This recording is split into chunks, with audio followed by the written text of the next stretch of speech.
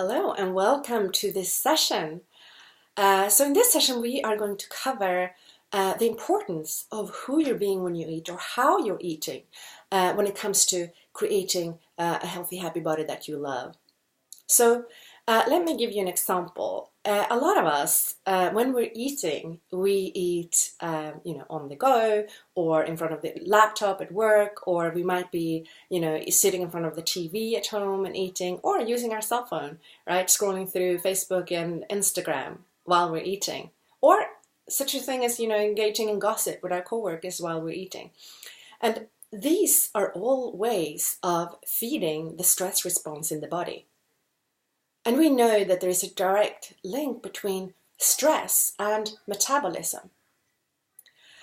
So if you're eating under stress, like a lot of us do, even if it's a low-level stressed state, then we dramatically diminish our metabolism and also our fat-burning powers. And not only that, but also what happens is that when we're eating under stress, our body cannot absorb the nutrients from the food that we're eating as well as it would if we were eating in a relaxed state. So I'm not going to get into too much detail on the scientific part, but we know that the autonomic nervous system in the body is responsible for the digestive activities, right? And this system has two different branches. One is the parasympathetic branch and the other one is the sympathetic branch. And the parasympathetic branch is also known as rest and digest response, the rest and the digest response. And this is the ideal state for digestion. And when the parasympathetic branch is turned on, our fat burning and our metabolism, basically the power of the metabolism goes up. So this is the portion of the autonomic nervous system that we want turned on.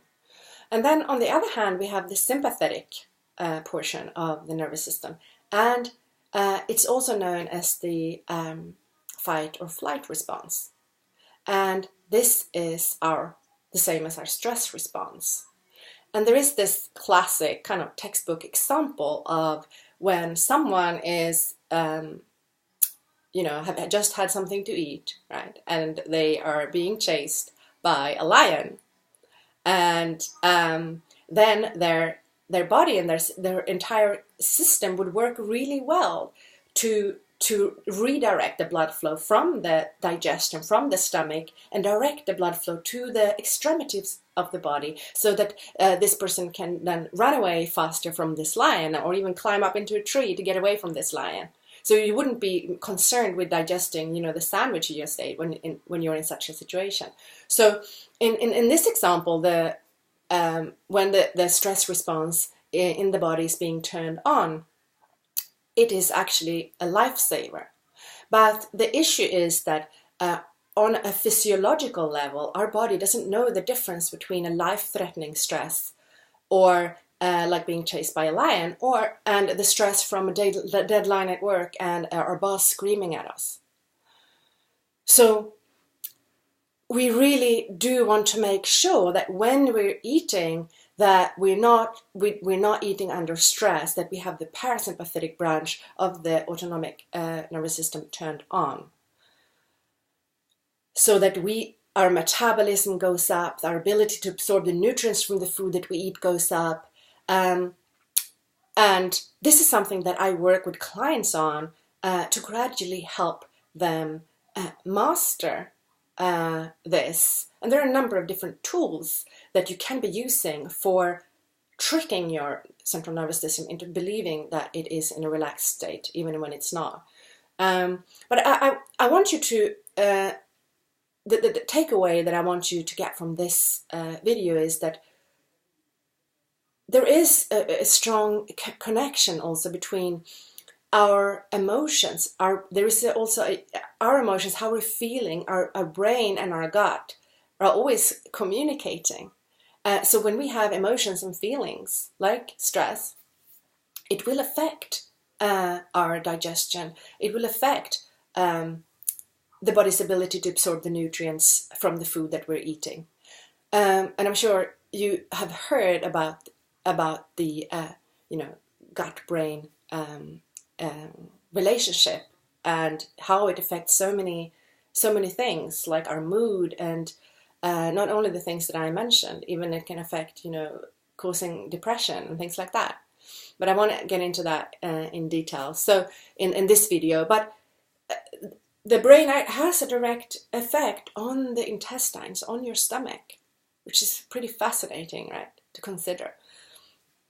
So the bottom line is, the slower you eat, the faster you metabolize the food that you eat. And this is what most of us want. I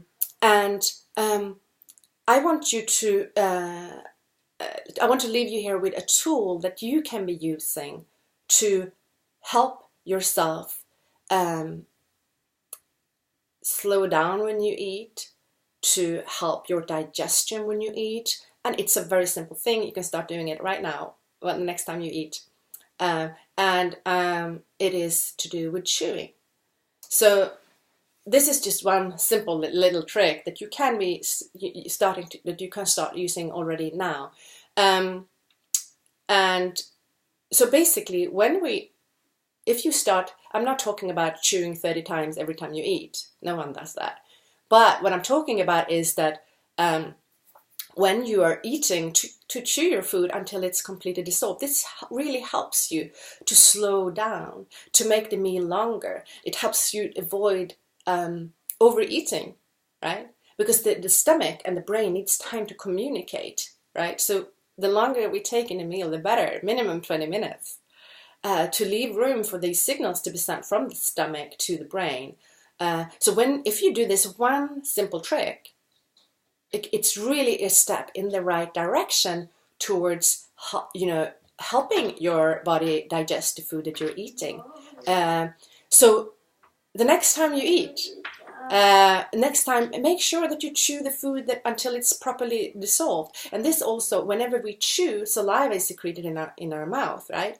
And this saliva contains enzymes that also helps the body break down the food, and also will help with the body's ability to absorb the nutrients from the food that we're eating. So it's hugely, hugely important. This is just one of the things that can help. But there are also lots of other different things that you can do to turn your body into a stress response. I want to keep these videos short, otherwise it's overwhelming. But these are the things that I kind of work with clients on. So if you're interested in discovering more how this can be applied in your specific case, just let me know, and we can jump on a 45-minute free consultation to discuss your specific case further. And I want to mention also that in tomorrow's session, we are going to learn how to build your meals for weight loss, for to avoid sugar cravings, to avoid cravings in general. This is hugely, hugely important for your health and overall well-being. So you don't want to miss this last video where you are going to learn exactly what to do to get. I've worked with clients who, when they learned this, got a grip on it, practiced it, they got it under control, like cravings gone, completely back in control of their life again, as opposed to being ruled by cravings all over the place, right? So you don't want to miss that. I see you in the next video. Thank you so much for tuning in.